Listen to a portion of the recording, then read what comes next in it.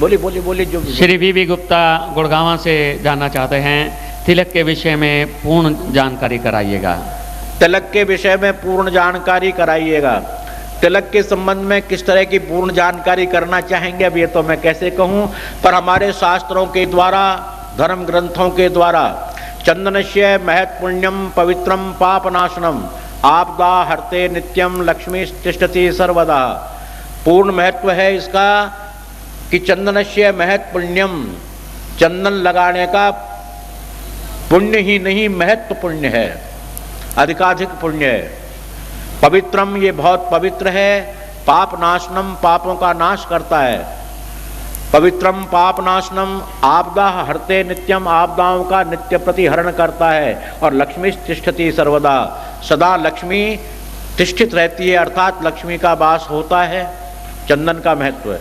और चंदन का महत्व आयुर्वेद से अर्थात साइंस से आप लें तो हमारे शरीर में 3 प्रधान नाड़ी है। नाड़ी तो सभी प्रधान हैं, एक नाड़ी अगर रुक जाए तो हरिओम तत्सत हो जाएगा, पर प्रधान नाड़ी 3 है, इड़ा पिंगला और सुषुम्ना, जो रीढ़ की हड्डी के साथ में 2 चिपट कर चल रही हैं और 1 सीधी चल रही है।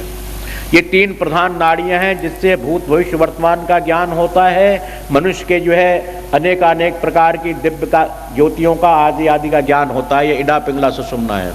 ये तीनों नाड़ियों का मेल यहाँ आकर मिलता है, जिसको भ्रकुटाचल कहते हैं। भ्रकुटी नाम भावों का है और अचल नाम इनके बीच, अर्थात भ्रकुटाचल पे तीनों नसें इकट्ठी होती हैं, इड़ा पिंगला और सुषुम्ना। इड़ा पिंगला सुषुम्ना में हमारा वायु दूषित या गर्मी का प्रभाव, कुप्रभाव सुप्रभाव इन पर पड़ता रहता है। तो इन पर कुप्रभाव न पड़े गर्मी इत्यादि का, उसके लिए चंदन महत्वपूर्ण है। अर्थात चंदन जैसा भी आप लगाए, मलियागिरी लगाए, जैसा लगाए, ये इन तीनों नाड़ियों का पोल्यूशन से रोकती है, इनको ठंड प्रदान करती है। अर्थात ध्यान मार्ग, योग मार्ग और आध्यात्मिक जगत के लिए बड़ी सहायक हैं, या भौतिकवाद के लिए भी सहायक है व्यापारी दृष्टिकोण से। तो ये चीज़ें, इसका विशेष महत्व तो यही है। साइंस के हिसाब से हमारी 3 प्रधान नाड़ियों के लिए ये पोल्यूशन से चंदन रोकता है, इनको ओज देता है, ताकत देता है, ठंड देता है। और आध्यात्मिक जगत में मैंने बोला, एक चंदनस्य महत्पुण्यम पवित्रम पापनाशनम आपदम हरते नित्यम लक्ष्मी तिष्ठति सर्वदा।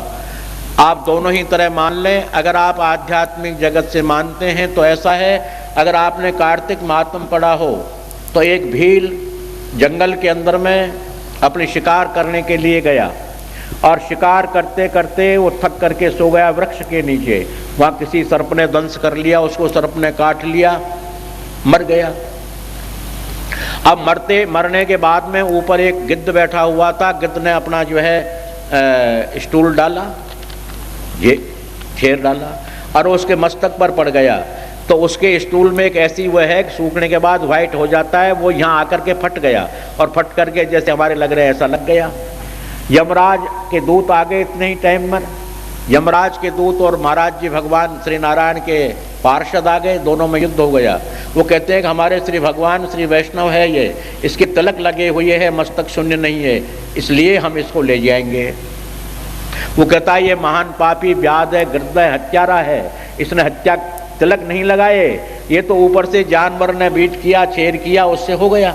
बोले जो कुछ भी हो गया, पर इसके सिर के ऊपर चंदन लगा हुआ है, शून्य मस्तक नहीं है। आप विचार कीजिए। उसके लिए पार्षद लोग भगवान जी के यहाँ ले गए और यमदूतों से छुटकारा हो गया, मृत्यु के बाद भी तिलक लगाने से।